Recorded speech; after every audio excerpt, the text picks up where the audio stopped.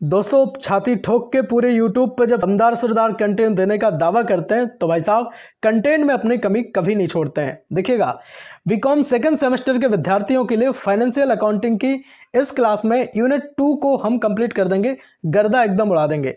एक भी चीज़ बचेगी नहीं, कहीं से भी यूनिट 2 के लिए आपको पढ़ना नहीं पड़ेगा और एक ही क्लास में, मात्र एक ही क्लास में यूनिट 2 को हम कंप्लीट कर देंगे। बताना चाहेंगे भाई साहब, एक एक क्लास ला करके आपकी एक एक यूनिट को यहाँ पे कंप्लीट किया जाता है।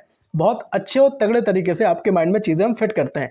भाई साहब, एक और बात सिंपल सी बताना चाहेंगे, इस क्लास में हमने शॉर्ट आंसर टाइप क्वेश्चंस और लॉन्ग आंसर टाइप क्वेश्चंस को इसमें रखा है और बहुत जल्द एमसीक्यू क्वेश्चंस की भी क्लास स्टार्ट हो जाएगी। लास्ट में हम आपको मैराथन भी देते हैं। तो तगड़े तरीके से अगर आप अपनी तैयारी को करना चाहते हैं तो भाई साहब क्लास को अंत तक देखें और भगवान ने समझ लो कि इस क्लास को आप तक पहुंचाया है। चलेंगे, क्लास को अब स्टार्ट कर रहे। राधे राधे। पहले शॉर्ट आंसर टाइप क्वेश्चंस को डिस्कस कर लेते हैं, उसके बाद लॉन्ग क्वेश्चंस को हम समझेंगे। चलिएगा, बात करेंगे पहले प्रश्न की कि डिप्रिसिएशन क्या है। समझिएगा, पहले तो इस वर्ड का मतलब समझ लो। इस वर्ड का मतलब होता है भैया मूल ह्रास। क्या होता है? मूल्य का ह्रास हो जाना, यानी कि जो आपकी संपत्ति है, ठीक है, तो जब आपने खरीदी थी तो उस समय उसका मूल्य कुछ और था, लेकिन एक वर्ष बाद जो है उसका मूल्य कुछ और हो गया है। समझिएगा, देखिए भाई, किसी स्थायी संपत्ति के मूल्य में समय के साथ उपयोग करने के बाद और तकनीकी कारणों से होने वाली क्रमिक कमी को जो है हम कहते हैं डिप्रिसिएशन। उम्मीद करता हूं कि भाई आपको इस वर्ड का मतलब अच्छे से समझ में आ गया होगा। देखिएगा, एग्जाम्पल के साथ हम समझ लेते हैं कि भाई कोई मशीन है, आपने 1 लाख रुपए में खरीदी थी, ठीक है भाई साहब, 1 साल बाद उसका मूल्य घटकर 90,000 रुपये हो जाता है। तो ये क्या है भाई? हो सकता है उपयोग के कारण हुआ हो, है ना, हो सकता है उपयोग के कारण हुआ हो सकता है समय की वजह से हुआ हो, या फिर तकनीकी कारणों की वजह से जो कमी हो गई मूल्य में, तो उसको क्या कहेंगे भाई? आपने कहा सर डिप्रिसिएशन कहेंगे। उम्मीद करता हूं कि पहले क्वेश्चन को आपने तोड़ के रख दिया होगा। चलेंगे, बात करेंगे दूसरे प्रश्न की कि भाई डिप्रिसिएशन के उद्देश्य क्या है। देखिए, डिप्रिसिएशन का मुख्य उद्देश्य होता है संपत्ति के वास्तविक मूल्य को दिखाना, ठीक है, और सही लाभ हानि ज्ञात करना। भैया ये चीजें बहुत आवश्यक होती हैं। क्यों? क्योंकि अगर डिप्रिसिएशन नहीं लगाया जाता है तो फिर लाभ या हानि जो है वो सब गलत दिखेगा। हम पता चला नहीं पाएंगे कि हमें कितना लाभ हो रहा है, कितनी यहां से हमें हानि हो गई है, ठीक है। देखिए, इसके कारण समझ लेते हैं। पहली चीज तो यह है कि भाई जो मूल्य ह्रास होता है आपका, वो कई कारणों से होता है। जैसे भाई किसी चीज को आपने लंबे समय तक उसका उपयोग किया है, ठीक है, बियर एंड टीयर। दूसरा है भाई समय का प्रभाव। भाई कई चीजें ऐसी होती हैं जिनका मूल्य बढ़ भी जाता है, किसी का कम भी हो जाता है। अब ठीक है, कोई मशीनरी है तो उसका तो मूल्य भाई कम हो जाएगा, है ना, लेकिन जैसे अगर आपने कोई प्लॉट ले रखा है या फिर कोई आपकी प्रॉपर्टी है ना, तो पहले जो प्रॉपर्टी थी बाद में वहां से हो सकता है कि कोई एयरवेज बन गया, या फिर भाई वहां से कोई हाईवे वगैरह निकल गया, मेट्रो निकल गई, तो हो सकता है कि आपकी जगह की कीमत जो है वो बढ़ जाए। तो भाई कई चीजें जो है समय के साथ हो सकती हैं। समय का अच्छा भी प्रभाव हो सकता है, बुरा भी हो सकता है। तकनीकी परिवर्तन, है ना, और बाजार मूल्य में गिरावट, तो ये सब चीजें क्या है, कहीं ना कहीं डिप्रिसिएशन का कारण बनती हैं। जैसे भाई एग्जाम्पल के साथ हम समझ लेते हैं कि नई तकनीक आने से पुरानी जो मशीन है वो बेकार हो जाती हैं। क्योंकि देखिए, पहले जो चीज़ें होती थी और आज के समय पर नई नई टेक्नोलॉजी की वजह से चीज़ें जो हैं उनमें इंप्रूवमेंट होता आ रहा है। तो भाई लोग पुरानी चीज़ें क्यों ही उतने दामों में खरीदेंगे, बताओ? तो फिर उसको बेकार मान लिया जाता है। बात करेंगे चौथे प्रश्न की, स्ट्रेट लाइन मेथड क्या होता है। भाई साहब, एक क्लास में एक यूनिट को हम कंप्लीट करते हैं। आज की इस क्लास में यूनिट 2 का गर्दा एकदम उड़ा देंगे। कहीं से ना मॉडल सीरीज, कहीं से कुछ भी पढ़ने की आपको ज़्यादा जरूरत नहीं है। इस क्लास को अगर आपने देख लिया, समझ लो आपने यूनिट 2 को संपूर्ण कंप्लीट कर लिया, है ना। देखो भाई, इस विधि में क्या है, हर वर्ष समान राशि का डिप्रिसिएशन लगाया जाता है। अच्छा, समान राशि का डिप्रिसिएशन क्या है भैया? इसका अर्थ सिंपल सा होता है कि मान लो आपके पास कोई एक कार है। क्या है? कोई एक आपके पास कार है जो भाई 5 साल पुरानी है। कोई कस्टमर आता है, वो कहता है कि हमें आपकी कार चाहिए। तो वो क्या करेगा? वो कहेगा कि भले ही आपने देखो उसकी कीमत 4 लाख लगाई हो, ठीक है, भले ही आपने उसकी कीमत 4 लाख लगाई हो, लेकिन वो कहेगा कि भाई हमें हर वर्ष, है ना, हर वर्ष 10,000 रुपए का डिप्रिसिएशन हमें आपकी कार पर जो है वो चाहिए।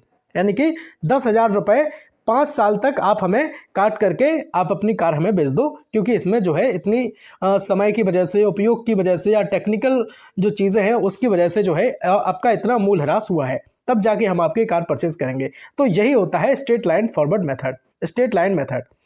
देखिए, जैसे आपकी कोई मशीन है, 5 वर्ष, है ना, 5 साल की वो हो गई है, आपने उसको खरीदा, तो खरीदने के बाद 5 साल तक आपके घर में वो रही, आपने उसका खूब उपयोग किया, तो जो कस्टमर होगा वो कहेगा कि भाई 10,000 प्रति वर्ष हम क्या करेंगे भाई आपकी मशीन पर हम लगाएंगे, तब जाकर के आपकी मशीन हम 50,000 रुपये जो है आपकी मशीन को हम कम करेंगे। ठीक है,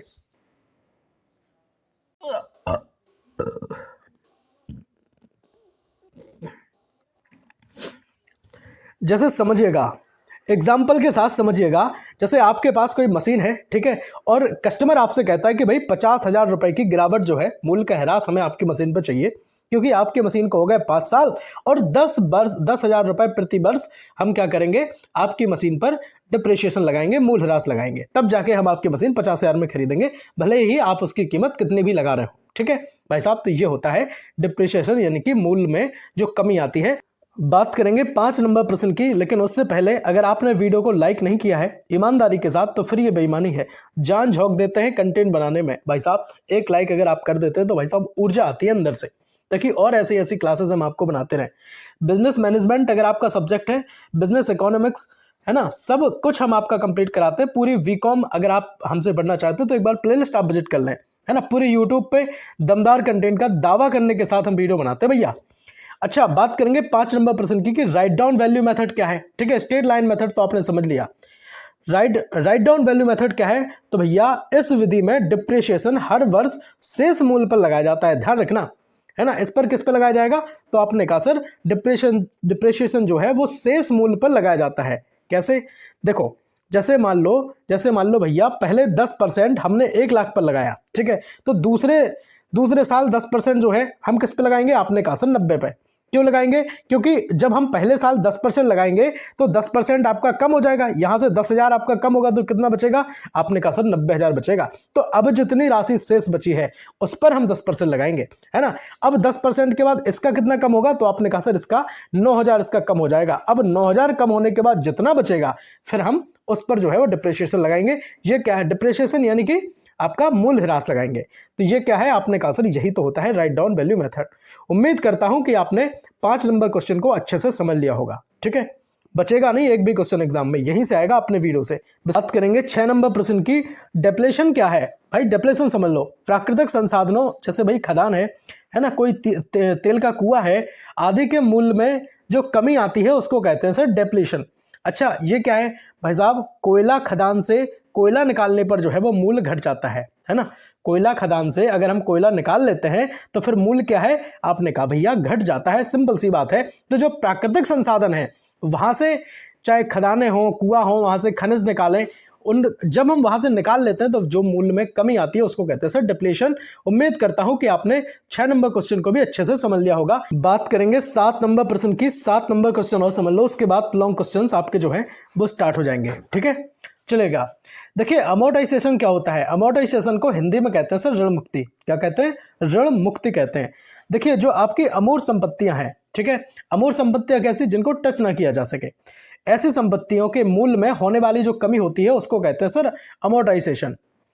भाई कौन कौन सी वो चीजें हैं, जैसे आपका गुडविल हुआ, कोई पेटेंट है, कोई कॉपीराइट है, इन सब में। ठीक है भाई, शॉर्ट क्वेश्चंस को हमने तोड़ के रख दिया एकदम। अब यहाँ पे जो बात होगी वो होगी आपकी लॉन्ग आंसर टाइप क्वेश्चंस की। ठीक है, तो भाई यूनिट 2 यहाँ से पूरी कंप्लीट हो जाएगी। फिर बात करेंगे पहले लॉन्ग क्वेश्चन की। तो डिप्रिशिएशन की जो अवधारणा है उसको आपको बताना है, उद्देश्य कारण इन सबको आपको समझाना है। देखिए मैं आपको पहले बता चुका हूं, अब जरा हेडिंग वाइज चीजों को थोड़ा सा हम समझेंगे कि आपको एग्जाम में लिखना कैसे है। देखिएगा भाई, स्थायी संपत्ति के मूल्य में होने वाली जो क्रमिक और स्थायी कमी होती है उसको कहते हैं सर डिप्रिशिएशन। अच्छा भाई, किस तरह से अगर हम इसको देखेंगे, तो आपने कहा था सर कि जो समय होता है ना, समय पर आपने, हो सकता है आपने ज़्यादा उसका उपयोग कर लिया हो, तो उपयोग के हिसाब से, या फिर कोई तकनीकी जो चीज़ें हैं उनमें इम्प्रूवमेंट हो गया हो, या फिर और जो नई नई चीज़ें हैं उनमें इम्प्लीमेंटेशन हुआ हो, तो उसके वजह से जो आपकी मूल्य में कमी आती है ना, आपकी किसी वस्तु के मूल्य में कमी आती है, तो उसको कहते हैं सर डिप्रिशिएशन हम कहते हैं। सिंपल सी बात है। चलेंगे, बात करेंगे दूसरी हेडिंग की कि समय उपयोग का प्रभाव। देखिएगा भाई, समय बीतने पर लगातार उपयोग से संपत्ति की जो कार्य क्षमता है वो घट जाती है। ठीक है, क्या होती है, कार्य क्षमता घट जाती है। तीसरी आप इसमें हेडिंग डालेंगे लेखांकन प्रक्रिया। देखिए डिप्रिशिएशन को हर वर्ष प्रॉफिट और लॉस अकाउंट में खर्च के रूप में दिखाया जाता है कि भाई प्रत्येक वर्ष आपका कितना जो है वो प्रॉफिट हुआ, लॉस कितना हुआ है। एग्जाम्पल समझ लो, मशीन का मूल्य हर साल घटता जाता है, ये क्या है, तो आपने कहा सर यही तो डिप्रिसिएशन होता है। चलेंगे, अब यहाँ उद्देश्य की यहाँ पे बात होगी कि भाई उद्देश्य क्या होते हैं, ऑब्जेक्टिव जरा हम समझ लेते हैं। तो सही लाभ हानि ज्ञात करने में ये बड़ी हेल्प करते हैं। डिप्रिसिएशन लगाए बिना वास्तविक लाभ हानि आप नहीं देख सकते, ठीक है। आप पता ही नहीं कर सकते कि देखिए इससे क्या होता है, आपको पता चल जाता है कि भाई 5 साल हो गए, 4 साल हो गए, 2 साल हो गए, तो कितना मूल्य जो ह्रास है उस वस्तु का हुआ है, उस संपत्ति का हुआ है। बात करेंगे दूसरी हेडिंग की, भाई ऑब्जेक्टिव यहाँ पे जब हम समझ रहे हैं तो समझेंगे कि भाई वास्तविक संपत्ति मूल्य दिखाने का ये काम करते हैं। डिप्रिसिएशन की वजह से हम देखते हैं बैलेंस शीट में संपत्ति का सही मूल्य जो है वो दिखाया जाता है। तीसरे नंबर की बात करेंगे पूंजी संरक्षण। देखिए भविष्य में अगर आप नई संपत्ति खरीदना चाहते हैं तो धन को कहीं ना कहीं डिप्रिसिएशन की हेल्प से आप सुरक्षित रख सकते हैं। आपको उससे पता लग जाएगा चीज़ों का, आपका सही अंदाजा आप लगा पाएंगे कि कोई वस्तु जो है उसका वास्तविक मूल्य लगभग कितना होना चाहिए। तो डिप्रिसिएशन कर निर्धारण में कहीं ना कहीं आपका यहाँ पे आपकी सहायता करता है। टैक्स के खर्च मानने से क्या होता है भाई, कम टैक्स जो है वो लगता है, ठीक है। चलेंगे, अब यहाँ पे कारण जरा हम समझ लेते हैं कि डिप्रिसिएशन के कारण जो कॉजेज होते हैं। देखिए एक तो वो आपका घिसावट है ना, वियर एंड टियर। हो सकता है कोई वस्तु आपकी, कोई मशीनरी है वो आपकी अधिक पुरानी हो गई है ना, घिसावट उसमें हो गई है, चीज़ें हो गई हैं, टूट फूट हुई है, तो ये सब की वजह से जो है उस वस्तु का मूल्य ह्रास हो जाएगा, कम हो जाएगा। दूसरा है समय का प्रभाव, है ना। समय का प्रभाव यानी कि भाई टाइम है, भाई टाइम क्या है, हर टाइम तो एक सा नहीं रह सकता ना। आप बताओ, कई चीज़ें जिनका मूल्य बढ़ भी जाता है टाइम के अकॉर्डिंगली और घट भी जाता है ना। तकनीकी प्रभाव, है ना। तकनीकी प्रभाव ये है कि भाई पहले जो चीज़ें थी उनमें कम मॉडिफिकेशन था, अब ज़्यादा चीज़ें थोड़ी तकनीकी से आने लगी तो पुरानी वस्तु के दाम ऑटोमेटिक क्या हो जाता है, कम हो जाता है। दुर्घटना एवं बाजार गिरावट, ठीक है। हो सकता है उस वस्तु का जो मूल्य है वो मार्केट में गिर गया, प्राइस उसका मार्केट में गिर गया है ना। तो ये सब चीज़ें जो है वो कारण बनते हैं कहीं ना कहीं डिप्रिसिएशन का। उम्मीद करता हूँ कि पहले क्वेश्चन को आपने अच्छे से समझा होगा। बात करेंगे दूसरे क्वेश्चन की। भाई साहब बहुत सारे लोग हमसे कहते हैं कि सर आप फास्ट पढ़ा रहे हैं। भैया फास्ट नहीं पढ़ा रहे, है ना। कम टाइम में हम ज़्यादा चीज़ें आपको देने में बिलीव करते हैं, है ना। फास्ट लग रहा हो तो रोक रोक करके चीज़ें आप अच्छे से कर सकते हैं। बाकी टेलीग्राम पर आप हमें मैसेज करते हैं तो हमें भी बहुत खुशी होती है कि भाई आपको क्या चीज़ समझ में नहीं आई, क्या दिक्कत है। बात करेंगे दूसरे लॉन्ग क्वेश्चन की। स्ट्रेट लाइन मेथड और जो रिटर्न डाउन वैल्यू मेथड है उसको आपको समझाना है। भाई साहब अगर लॉन्ग में एक क्वेश्चन आ जाता है तब आप उसको कैसे कवर करेंगे, इसके लिए हमने लिखा है भैया। देखेंगे स्ट्रेट लाइन मेथड, सबसे पहली हेडिंग आपकी पड़ेगी, समझिएगा। अर्थ इसका समझते हैं कि भाई इस विधि में संपत्ति पर हर वर्ष, ध्यान रखिएगा, हर वर्ष समान राशि का, देखिए प्रत्येक वर्ष की भी यहाँ पे बात हो रही और राशि भी समान की यहाँ पे बात हो रही। तो भैया इस विधि में संपत्ति पर हर वर्ष समान राशि का डिप्रिसिएशन जो है वो लगाया जाता है, मूल्य ह्रास लगाया जाता है और यह माना जाता है कि संपत्ति की उपयोगिता हर वर्ष जो है वो बराबर रहती है, ध्यान रखिएगा। दूसरा, स्ट्रेट लाइन मेथड को अगर हम गणना के आधार पर समझें तो डिप्रिसिएशन की गणना जो है वो मूल या फिर मूल लागत यानी कि कॉस्ट के आधार पर यहाँ पे भी की जाती है, ठीक है। तो इसको भी ध्यान रखेंगे। सूत्र जरा हम एक बार समझ लेते हैं कि भाई मूल ह्रास जो है डिप्रिसिएशन है, कैसे निकालेंगे। मूल लागत जो है उसको अवशेष मूल्य से अगर हम माइनस करें और उपयोगी जीवन से हम इसका क्या लगा दें, डिवाइड लगा दें, तो फिर आपका मूल ह्रास कैलकुलेट हो जाएगा, ठीक है। इंग्लिश वाले भी बच्चे देख लें। लेकिन एक बात हम आपको बताएं, अवशेष जो मूल होता है स्क्रैप वैल्यू इसको कहते हैं, ठीक है। स्क्रैप वैल्यू भी कहते हैं और साल्वेज वैल्यू भी कहते हैं। तो ये क्या है इसको बताएं जरा कि भाई देखो अवशेष वैल्यू का अगर इंग्लिश में हम बोले तो इसको कहते हैं रेसिडुअल वैल्यू, ठीक है। तो यह एक अनुमानित राशि होती है जो किसी संपत्ति के उपयोगी जीवन के अंत में उसे बेचने पर प्राप्त होती है, ठीक है। तो इसको भैया साल्वेज वैल्यू के नाम से भी जानते हैं। अच्छा, उपयोगी जीवन क्या है? उपयोगी जीवन का अर्थ है कि कितने साल तक ये उपयोगी है ना, उसकी जो यूजफुल लाइफ है वो कितनी है, तो उससे हम उसका डिवाइड लगाते हैं इन दोनों को माइनस करके, ठीक है। चलेंगे, बहुत बढ़िया, बहुत बेहतरीन। नेक्स्ट है आपका उपयुक्तता। इसके आधार पर समझे तो यह विधि भवन, फर्नीचर तथा जो छोटे व्यवसाय हैं उनके लिए भी उपयुक्त मानी जाती है। कौन? स्ट्रेट लाइन मेथड की मैं पे बात कर रहा हूँ, ठीक है। अब यहाँ से जरा हम मूल ह्रास निकालने के लिए हम यहाँ पे जरा कैलकुलेट करते हैं। देखिए मशीन की लागत है 1 लाख, ठीक है। अवशेष मूल्य है उसका कितना, 10,000 और जीवन वर्ष है उसका मतलब जो उसकी वैल्यू है लाइफ की तो वो है 9 वर्ष। देखिए तो यहाँ पे हम दोनों को क्या करेंगे, माइनस कर देंगे और जो जीवन वर्ष है आपका उसको हम क्या करेंगे, डिवाइड लगा देंगे। तो आपकी जो वैल्यू निकल के आएगी वो आपका मूल ह्रास निकल के आ जाएगा।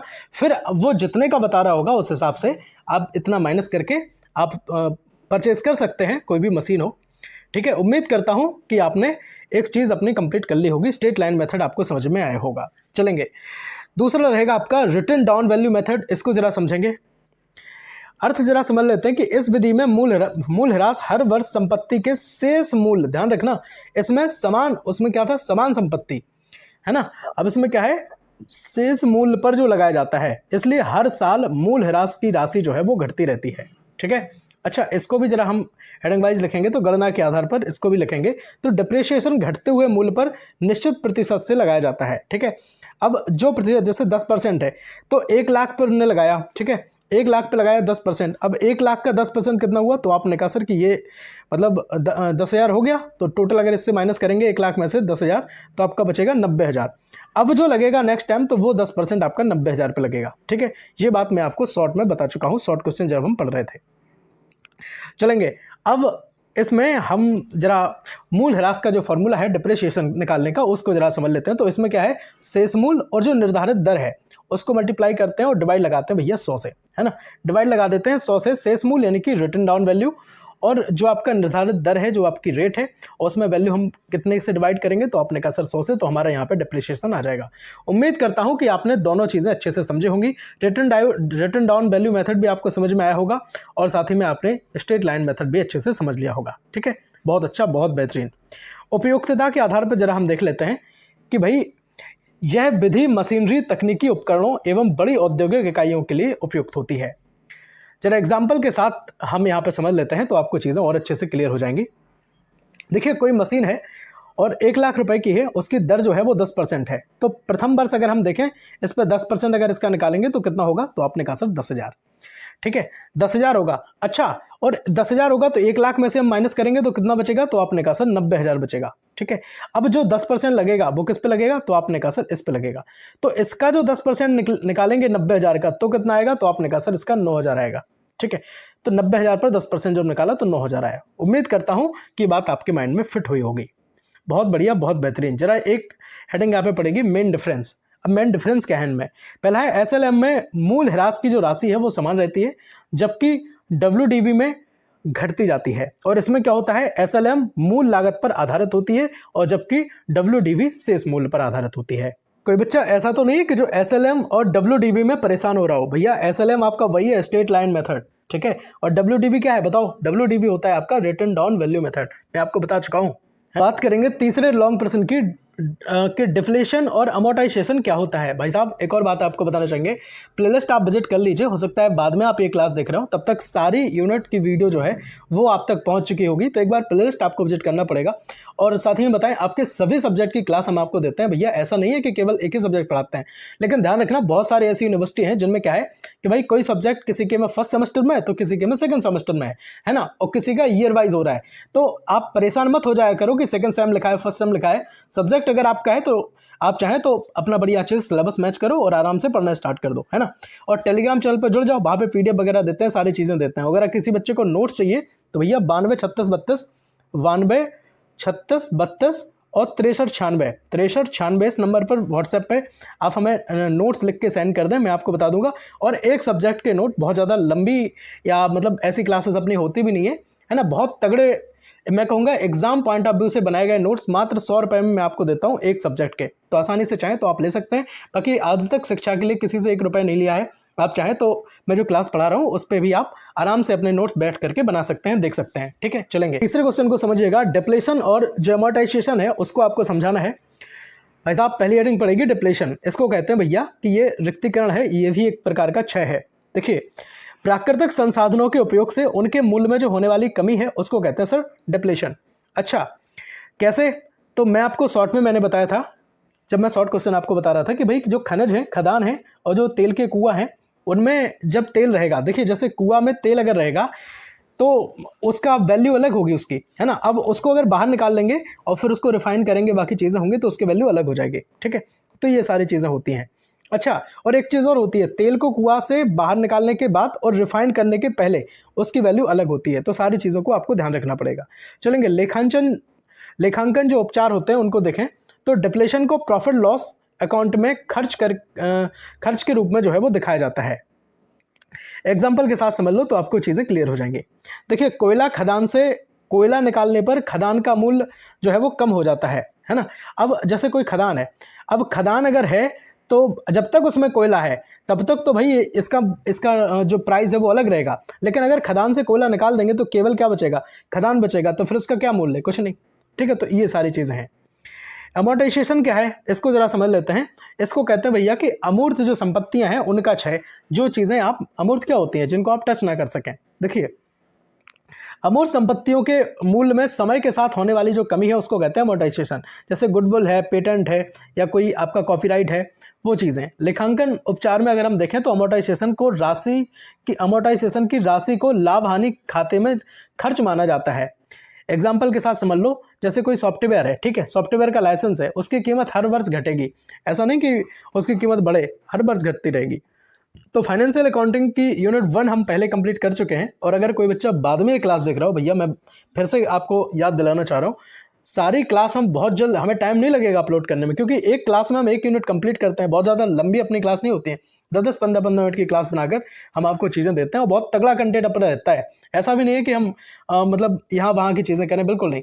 जो आपका एग्जाम पॉइंट ऑफ व्यू से जो चीज़ें इंपॉर्टेंट हैं, जो PYQ जो आते हैं हमेशा, उनको हम यहाँ पे ध्यान में रखकर बनाते हैं। और जो स्टूडेंट ऐसे हैं जो MCQ वाली क्लास का वेट कर रहे हैं, OMR जिनका पेपर होना है, तो उनके लिए भी बहुत जल्द जो है क्लास अपनी स्टार्ट हो जाएंगी। मैं फिर से कह रहा हूँ, अगर बाद में आप क्लास देख रहे हैं तो हो सकता है सारी क्लास आ गई हो, तो एक बार आप प्लेलिस्ट जरूर विजिट कर लो, टेलीग्राम से जुड़ जाओ यार, परिवार बन जाओ।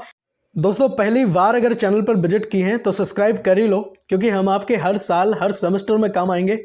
और फाइनेंशियल अकाउंटिंग के साथ बिजनेस मैनेजमेंट सब्जेक्ट को भी हम बहुत तगड़े और बेहतरीन तरीके से हम कंप्लीट करते हैं। भाई साहब देख लो, इसकी भी सारी क्लास आ चुकी हैं। और जो आपका बिजनेस इकोनॉमिक्स करके सब्जेक्ट है, जो तमाम आपके जो सब्जेक्ट हैं, हम सबकी क्लास देते हैं भैया। मैं बार बार आपसे कह रहा हूँ, प्लेलिस्ट आप एक बार विजिट कर लें और टेंशन फ्री हो जाए अपने VA BSc BCom से। ठीक है, बताइएगा जरूर क्लास आपको लगी कैसी है, नेक्स्ट क्लास आप किस सब्जेक्ट की देखना चाहेंगे, जल्दी से बता दो। बाकी लास्ट में हम आपको मैराथन भी देंगे। राधे राधे, वंदे मातरम, भारत माता की जय, श्री सीताराम, ओम नमः शिवाय कमेंट में लिखना बिल्कुल मत भूलना। और दोस्तों को यार भेज दो यार, ठीक है। और सच में अगर अच्छी क्लास है तो एक बार लिख देना कि सच में बहुत तगड़ी क्लास है। राधे।